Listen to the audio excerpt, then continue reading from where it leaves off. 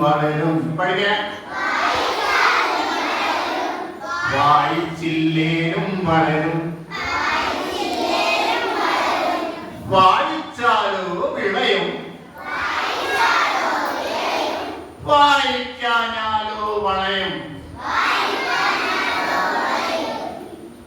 നെടുനാടുകത്തിന്റെ പ്രസിദ്ധവനായ ഒരു എഴുത്തുകാരനായിരുന്നു. അദ്ദേഹത്തിന് 4 വരികളിലൂടെ നിങ്ങൾക്ക് പാടിത്തരാം. ഇത് അതിൽ കൂടെ എന്താണ് പറയുന്നത് നമ്മൾ കേൾക്കണം. കേട്ടല്ലോ? പുസ്തകം കയ്യിലെടുത്തോളൂ പുത്തനൊരായുധമാണ് നിനക്കത്.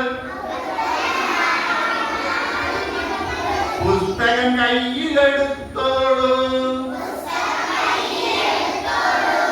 ഒന്നുകൂടെ. പട്ടിണിയായ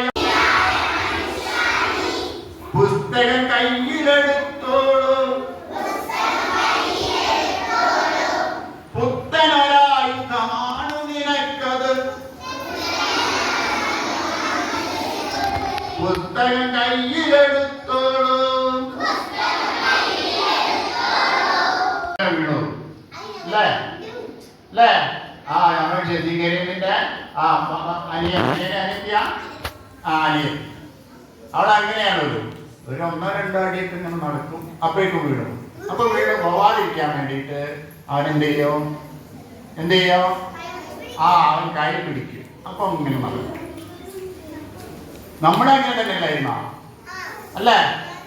നമ്മൾ ആദ്യം തന്നെ ഇങ്ങനെ കൈ വീശി നടക്കാറുണ്ടായിരുന്നോ? അല്ല, നമ്മളും അങ്ങനെ തന്നെ. അപ്പൊ പിന്നീട് നമ്മള് നടന്ന് നല്ലവണ്ണം നടക്കാൻ പഠിച്ചു. അല്ലേ? നല്ലവണ്ണം നടക്കാൻ പഠിച്ചു. ഇപ്പൊ നമുക്ക് പേടിയുണ്ടോ നടക്കാനേ? സൈക്കിൾ ചവിട്ടാൻ അറിയുന്നവരാരൊക്കെയാണ്? സൈക്കിൾ ചവിട്ടാൻ അറിയുന്നവര് എല്ലാവർക്കും അറിയാം.